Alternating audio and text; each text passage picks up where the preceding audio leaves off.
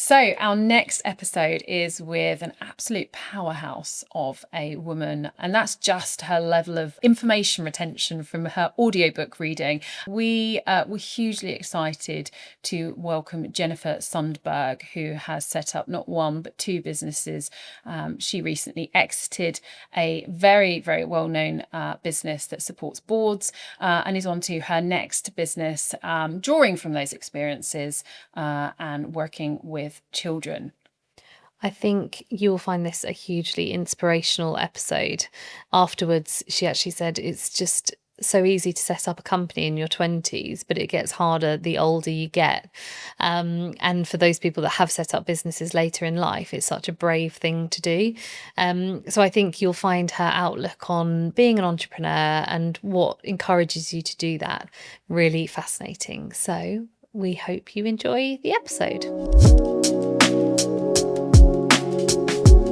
Thank you so much for joining us today on The Belonging Chapter. It's a real privilege to have you as our guest, so thank you for joining us. I think we first met about 8 years ago at a baby ballet class and instantly had a connection over being very tired working mums, I think, at that point. But it's been many years since we've had the chance to catch up, and a lot's happened in your life since then. So you're an entrepreneur who has founded two businesses now, one which was the largest company in your sector, which you went on to sell to a global US based company for hundreds of millions. And you have now transitioned out of that business into a totally different business, which has been incredible. And I think has really caused a stir within particularly our local community. But I'm sure we'll go further afield in due course. Do you feel like being an entrepreneur was something that you were always destined to be? Okay, that's an easy question. Straight answer, no. And that's because I didn't feel that I looked like what I thought entrepreneurs looked like. And I'm not talking about gender. I went to an all-girls school where we had it very clearly drummed into us that this is anything a man can do, you can do probably better, and there was probably low expectations, so go out there, have the fight, and actually that was really motivating. So it wasn't the gender thing, but it was. I think when I was a teenager, I read Branson's autobiography and loved it, and it epitomised for me what I thought entrepreneurs were meant to be like. So first of all, rebellious and he drop out of school. If you don't flunk school, at least drop out of university. And you need some really negative school reports under your belt. You need to be that maverick rule breaker. Best of all, get expelled. And I was not that. I worked really hard at school. I cared hugely what the teachers thought of me. I don't know why, but I really minded. I used to take all my school books with me on holiday, and even at university, I worked really hard. And so that, for starters, was like, well, I'm not one of those people because they're maverick and they don't care what people think, and they don't study hard. I do. So that's one reason. Then another one. Never been interested in money. So. Again, entrepreneurs, they're people who they're trading in the school playground, aren't they? Like trading old records from their friends, or they've got like the lemonade stall outside their house, and they're kind of hawking at from a certain age of 6 or 7. They're kind of out there trading. I was never interested in stuff. I'm still not interested in stuff. I don't really own any stuff to this day. I mean, I've got a Volvo that's washed about once a year. I don't own any jewelry. I don't have any fancy paintings. Sometimes I wish that the house would be burgled to just clear us out of all the rubbish that we seem to have accumulated. But there's nothing of any value. So I'm never really interested in stuff. And again, that seems to be like a thing that entrepreneurs usually have, that history of enterprise as kids. Mm.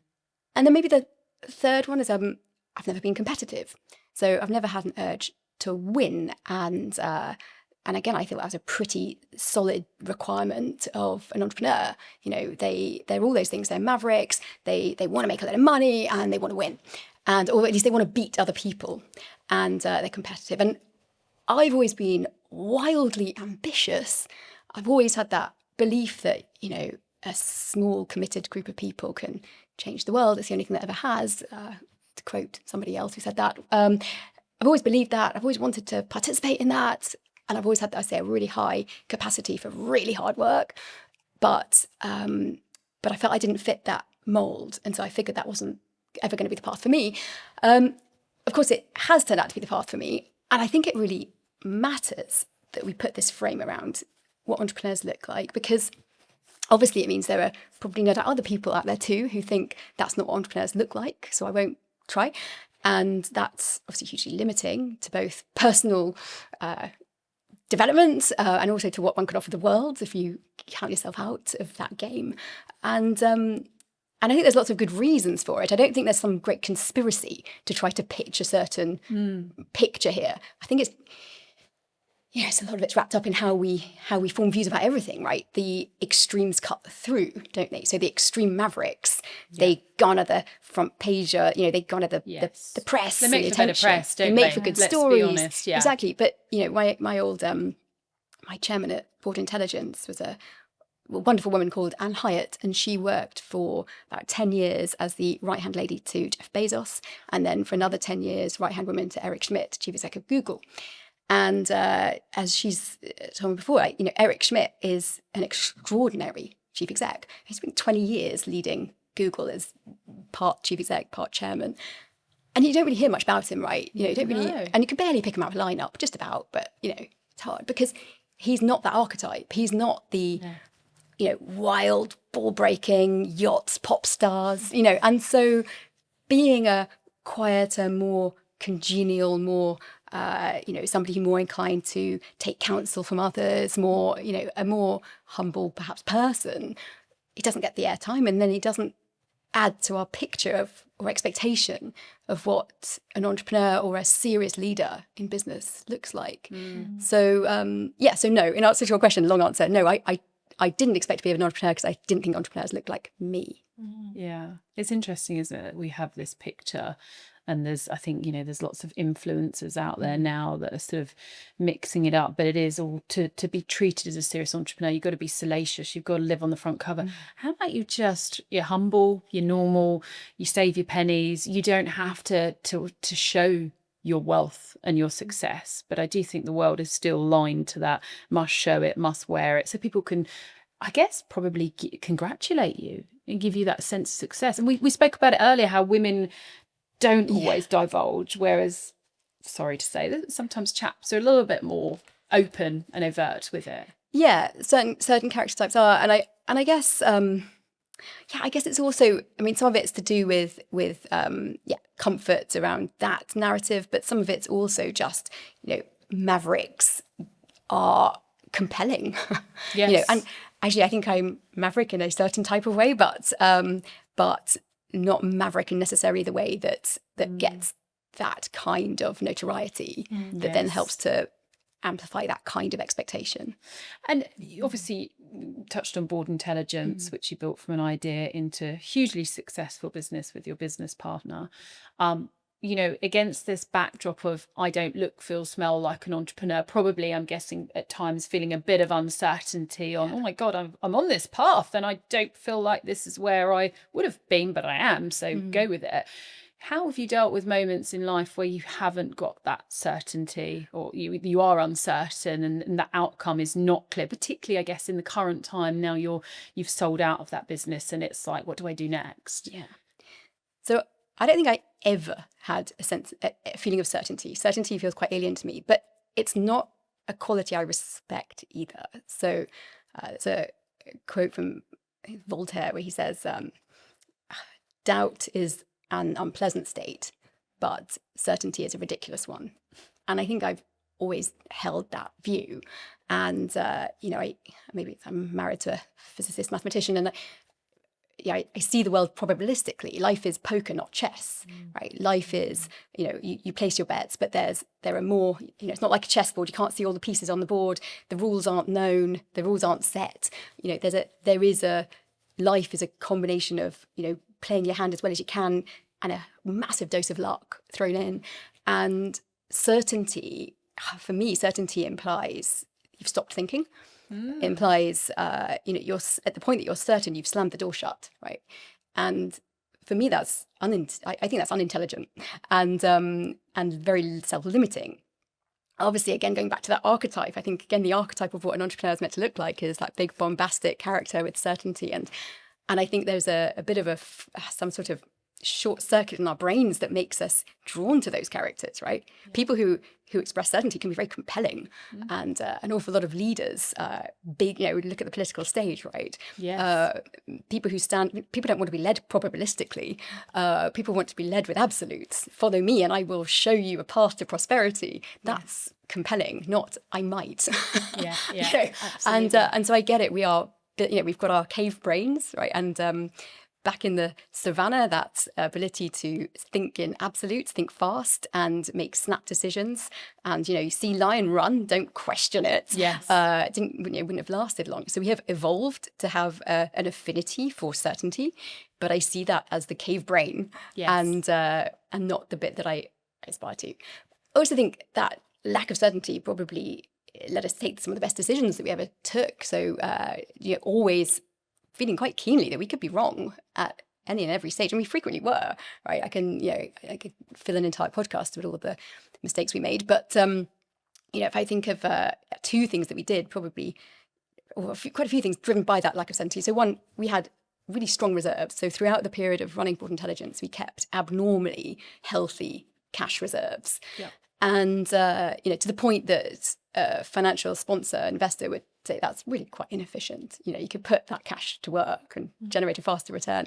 We kept it on the balance sheet because we always had a keen sense that things can go wrong. Anyway, a bunch of the bets we place might not work, no matter how much we've tried to persuade the board that these are great ideas, but obviously they also might not be. And the world can turn on a dime, right? And we survived the 2007-2008 financial crisis. We survived, the COVID period. We survived those events because we had strong cash reserves. My mental health survived because during the periods where things, we weren't smashing our targets, we didn't smash our targets always, I knew that we could survive it. It also meant that we could be much more choosy about whose money we took, who invested in Board Intelligence. So because we didn't need the money, we had plenty. Our ambitions were huge, and so we always, had an appetite to go further faster. We wanted to raise money, but we didn't need the money. We had cash on our balance sheet. We nearly did a deal with a big New York fund a few years back, a great organization, but they were the wrong fit for us. And at the 11th hour, after we'd done 12 weeks of intense due diligence, had that deep-seated feeling that this was the wrong partner.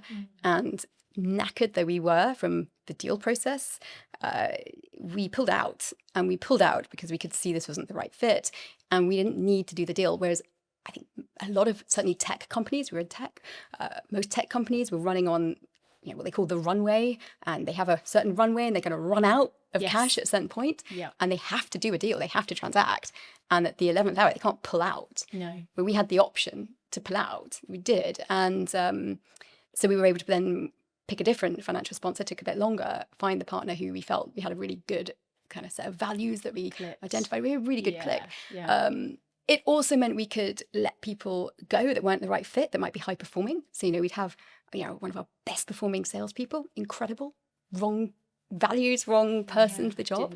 If we'd had a cash runway, would it have been, it would have been a lot harder to put that sense of what is the right thing to do, which is part ways, against, well, we won't run out of money if we don't keep that brilliant salesperson. So I think that doubt and that relative conservatism that it led to, and then the cash reserves that we maintained, meant we were able to take decisions that meant we ended up with the business we wanted at the end of it.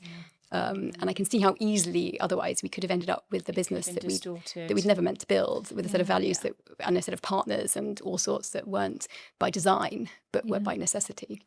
I think just taking it back to what you mentioned about what an entrepreneur is supposed to look like, and taking you to Richard Branson's autobiography, I do wonder whether there's a real divide in the general public see what an entrepreneur is supposed to be like from brands that are to consumer brands, because that's the brands we as consumers know.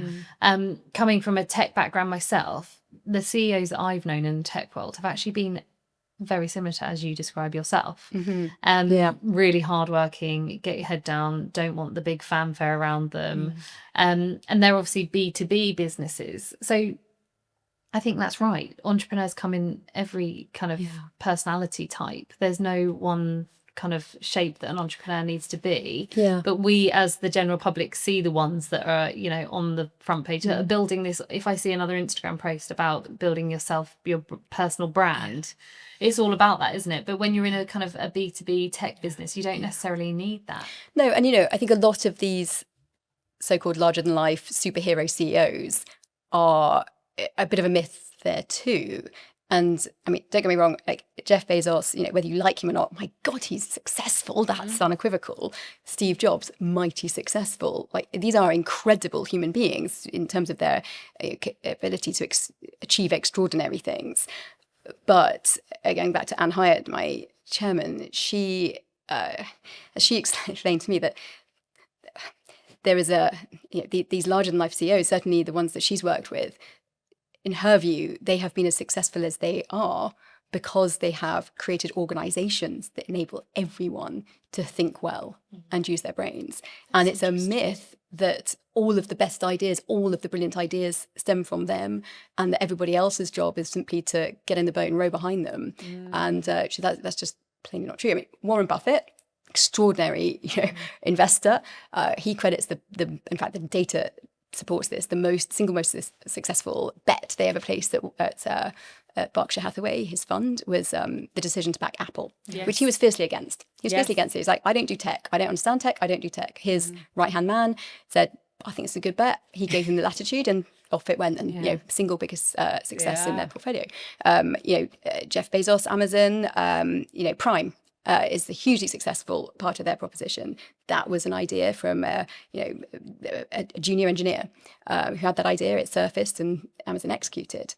The iPhone, Steve Jobs was against the iPhone, and he had to be persuaded that the iPhone was a good idea. And hey presto! So even the idea that these so-called superhero CEOs have all of the answers all of the time isn't true. It's a myth.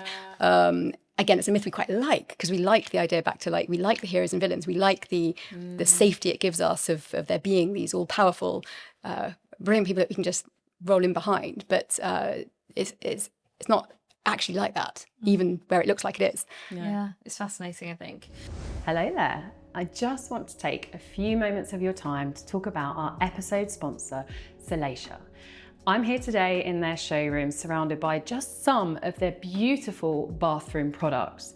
So whether you're a homeowner, contractor or developer working in the residential, commercial or hospitality sectors, Salacia are your go-to for refined design and technical precision. Check them out at salacia.co.uk and don't forget to listen to the rest of the episode. Thank you. So after selling Board Intelligence, you had a moment in a car showroom where you had to put down your profession, and obviously that had then recently changed. How did that make you feel about your identity, and what a huge part that your work had played in your personal identity up until that point? So when I left Board Intelligence from a day-to-day operational role, I was really excited to sleep. I was knackered, and spend the time with my children. The happiest I've ever been has been maternity leave. So I did take maternity leave twice at Board Intelligence, and I took it properly and went fairly cold turkey for a period, which was great for the team. They got to fill that gap. And I loved it. And it was probably the only time in my life I can say that I felt really happy in the now. I've always been a bit of a workaholic as a kid, but not because I enjoyed it. I found it painful. I don't quite know why I did it to myself, but I was always thinking it'd be worth it later. And I've always been kind of beasting myself for later. And having children, I just loved it in the now. And so stepping aside from Board Intelligence, my goal was pretty singular. It was to get a load of rest, spend the time with my children, and get back to that feeling I had in maternity leave of just being a mum and loving that identity. And I did that, and I do love that bit.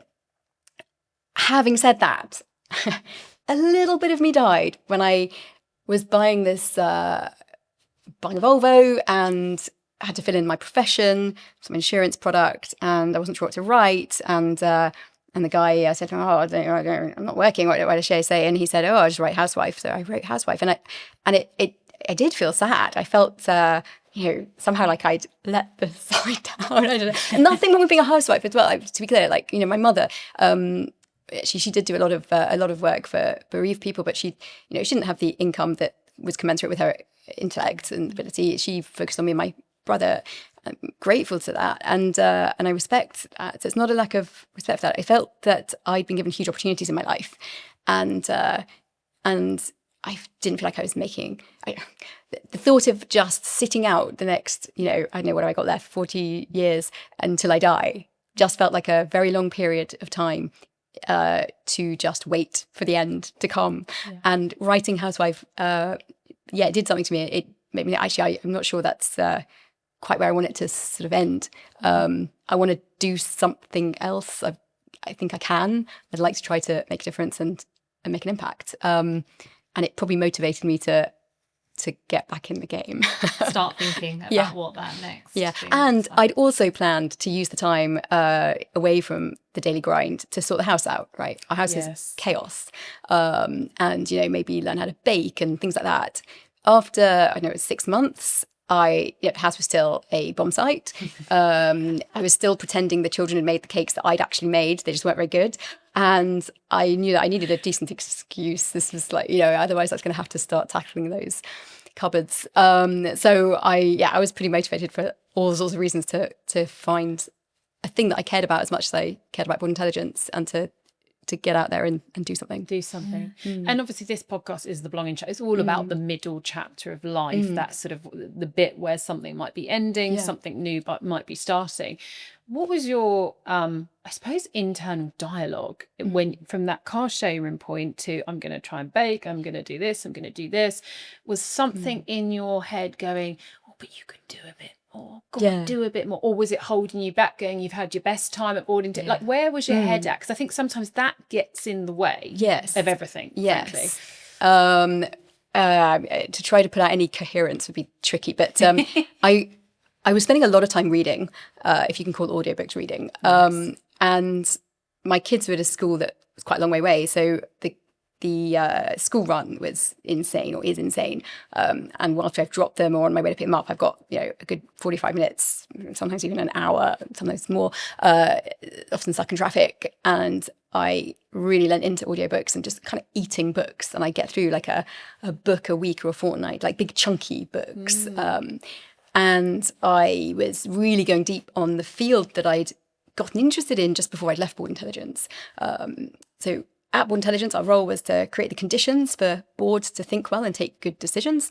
And I discovered a group of academics. I was writing a book, which we published. And as part of that, I'd gotten to know a group of academics at Cambridge University who specialise in how to help kids learn to think.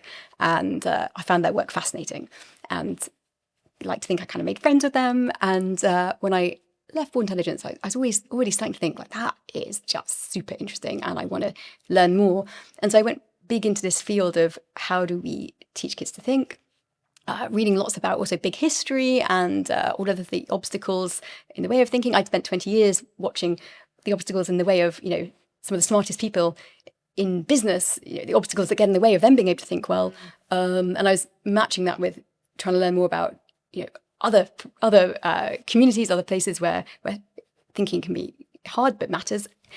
And so that was starting to, I suppose, like a little kind of worm in my mind was sort of starting to get quite itchy. I was finding it super interesting. I think I'd quite like to participate in this. I'd like to get involved. Was that a dialogue? I'm not sure it was I suppose it was an appetite that was starting to build. No, it's, and the reason I talk about the internal dialogue is that I find it interesting. You talk about the mat leaves. I had my daughter recently and I took a step out for 8 months, sort of properly, because I knew it was going to be my last moment. But it was interesting, just in that 8 months of stepping out of the corporate world, my internal dialogue changed. No one influenced it. but it was, do you think you can go back in the yes, same way? I get that. Yeah. And I thought, who are you? I was like talking Yes. to myself, who do you think you are, woman? Like, Yeah. nothing's changed. In fact, you've become more robust because you've now got 2 children. You probably give less of a fig. That sort of So true. talk yourself out. Can drop very quickly. What is that about? Yeah, and I remember chatting to a friend who she had 4 children. Wow. This was years ago, and she said whatever you do, always keep at least 1 day a week going, because she had a career and she was very much looking after the children, but she had this career. She's a super smart woman. She'd met her husband at university. They were both like of equal high level intellect, but his career had dominated during the period of having the kids. And she said, always keep 1 day a weekend, because she said, if nothing else, every few months, Outlook updates. You know, leave it a few years and you'll feel like an alien. You'll turn on Outlook, you wonder how it works. And, obviously amplify that across all sorts of other domains in the working life, and just keep your oar in, keep that door open. Yes. And so I think I do get that. I do recognise how intimidating it could be if you have too long a period of completely out. Yes. Your brain struggles. And finding the words, all of that, but probably just internal doubt. Yes, could start absolutely. Yeah. And it's that, I think for you, you sold out of Board Intelligence, but actually your brain was clearly very hungry still. So it is feeding that brain and then going, I'm now going to put more time into a passion, an interest, an area that I guess children and all about critical, probably quite alien to you. And you talk about this sort of uncertainty. You must have been very uncertain, but you clearly probably thrived in that particular moment. So your internal dialogue was, next area, this clearly needs some attention, I'm going to immerse myself, I'm going to go for it. So that must have been a really good time for you, I suppose, mentally. It was exciting. Yes. I think getting into a new field and having a new learning curve to race up. And as I say, I've always been very comfortable with uncertainty and doubt and not knowing everything. But I have an appetite to learn, but not an expectation that I or anyone has all the answers, knows it all. I really enjoyed the excuse to go learn new stuff. I mean, I think, and a lot of the domains overlap, right, between the worlds of kids and the worlds of boards. So yes. We used to use a quote with our clients from time to time, which is because the job of a board is to ask questions, right? Who asks questions? Well, kids ask good questions. And Stephen Hawking once said, I'm just like a kid that never grew up. I just ask a lot of how and why questions, and occasionally I find the answer. And that is like, there is the power of simple questions like why and so what. Pretty much every great discovery is simply a function of somebody asking a question nobody else thought to ask. And, innovation, creativity, it all stems from questions. Kids are great questioners. They're born questioners. Yeah. We lose that questioning mojo as we grow up. We have it sort of beaten out of us, as we enter a world that places value on answers, not questions. Yes. In fact, the exact answer in the back of the examiner's booklet, that's the answer. Yes. There's not much value or emphasis placed during our formal education on the question in the first place, spotting that question that no one thought to ask, or asking the obvious question, right, is often the most powerful of all. And that's true in the boardroom as it is in the world of that I'm getting into now. So I think there is a lot of commonality in the most powerful tool of all, in my view, is questioning and building that habit. So there's a lot for me to learn, and there's a lot that I think I can draw from seeing what's played out in the kind of the furnace of some of the world's most largest corporates and their decision-making processes. Yeah. So the park has recently launched, which is really exciting. And I know it's caused a huge stir to us local people, and everyone's very excited about it. And that is all around helping children to think differently and to ask those questions. Yeah. We're living in a very strange world of a very quick evolution of AI and obviously social media. And we've recently had the social media ban that's been put in place. Yeah. And what are your thoughts on that? So how do you think kind of AI is going to affect our children who are in that young phase of their life now, and the social media ban as well? Yeah, social media ban. So, so I think I support it. There's a story from the 1800s that I think sums up my position on the social media ban. In the 1800s, we just discovered the power of steam and coal, industrial revolution. Millions of people were displaced from the cities and moved to the country. Sorry, from the country and moved to the cities. The farmers, lost their jobs, and factories were booming. So people moved to the cities, to the factories where the jobs were. And that was good for employment, but the cities weren't ready and people lived in very cramped conditions. So you'd have lots and lots of people living in very small homes, all bunched up together, and they would be throwing their human waste into the same water supplies that they were drinking from. Disease ripped through communities, and it was a really tough time to be alive. Eventually, governments stepped in. With regulations, major capital projects like sewage systems, and cleaned up a lot of the mess and got disease under control. But the thing that had as big an impact as those big capital projects and regulation was education. It was teaching people to wash their hands and the power of washing your hands. And I think for me, like, you're looking at today, back then the big new source of power was steam and coal. Today it's AI, it's digital. Just like then, it's giving us huge productivity gains, as the Industrial Revolution did, as AI and internet does. But both carry risks. I think there's a place for government as there was then. I think there is today. I think there's a huge role for education too, and I want to be part of that hand washing moment. I hope regulation will work a bit, but after 20 years in the city, I think, as you all know, regulation lags innovation. Yes. And it's quite hard to hold back the tide. Doesn't mean you shouldn't try. It doesn't mean we take, coastal villages that are vulnerable to the sea and just go have at it. We try and put in some defences to protect those vulnerable communities on cliff tops. And I think we should try to protect our most vulnerable here too, i.e. our children. Do I think it's the whole answer, the panacea? It's unlikely. No.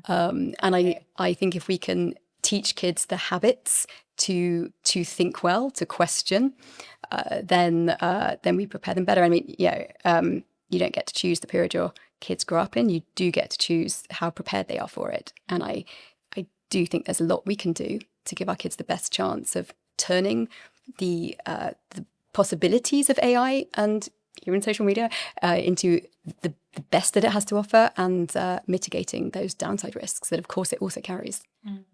It's interesting. I don't know. I can't remember who the broadcast was. You guys might have seen it, but there was a chap. It was a panel, and there was a chap talking about the social media ban, and he said, "It's your fault, you millennials. You got us addicted. It's not our fault. Yeah. You in big tech, you've set this all up, and now we are addicted. We don't know what else. We make our careers through it. Our mental health's intrinsically linked." And everyone was really defensive, going, "No. All you need to do," I can't remember who it was. Basically, she said, look at how many parks we've got. Just go to the park." And he's going, "Right. So you think this issue where we're all now depressed, because of social media, we just go to the park and go for a walk?" And it was a really interesting debate where I thought, are we, as the millennial, are we to blame?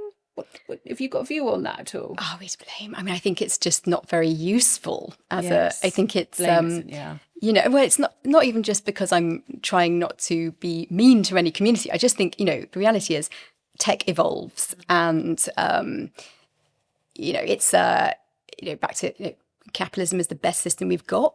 Right, and it's flawed, and I think I don't see a better system. As long as we want social media in our lives and enjoy it. But I think we wouldn't let a 10-year-old drink a bottle of vodka. We wouldn't let a 10-year-old smoke cigarettes. I mean, why would we let them have social media? Does that mean? And I'm not fair. I mean, that's probably Jonathan Haidt's argument, isn't it? And I agree with it. Who's to blame for innovation? I think all innovation. Well, I haven't thought about every innovation that's ever been, but I'm going to wager that most innovation has a dark side and a good side. As they say, the knife can be used by a surgeon. Or the knife can be used by a madman. It's what we do with it, all of those good things. But I think it's, I suppose what I also think is that you want to give society the best odds of using these things well. Yes, And it's how to use it well. How and do get the we most raise out our of it. kids? Yes. How do we educate our kids Yes. to give them the best odds of using that knife to be a surgeon and not in a football crowd, right? Yeah. And I think there's coming back to the asking of questions. Our children now are growing up in a world where they ask a question and they can answer it themselves within a couple of seconds of putting something into what was Google, but now kind of some form of AI. Are we going to lose that ability to answer questions for ourselves? Like that's the worry to me. How are they how is that part of the brain going to be exercised? Because everything is answered for you. Yeah. And I guess the new, answers become quite cheap. Value is in judging which of working out the questions to ask in the first place and judging the veracity of or the value of the answers that you get. There was there's an MIT study where they gave three groups of kids. They gave them AI one group was given AI and told to write a bunch of essays for 6 months. Another group was told no AI, go write a bunch of essays for 6 months. And they scanned their brains over that period. And what they showed was that over time, the hypothesis was proven correct, that over time, the group that had AI, their brains would fire less. And like any muscle, it's a use it or lose it. So if you lean on AI and you outsource the heavy lifting and the real exercise to AI, over time your brain will fire less. What was interesting was when they then gave the group that didn't have AI, the group that had been exercising their brains hard, writing their essays for 6 months at university, writing them without AI, when they then gave them AI, their brains didn't automatically switch off. Their brains, for a period, continued to fire as they always had, but with the added benefit of AI. The scary thing is that the group that had AI given to them, when it was taken away from them, didn't switch on again. And I don't know over what period, but over a short period, it didn't revert, it didn't ping back straight away.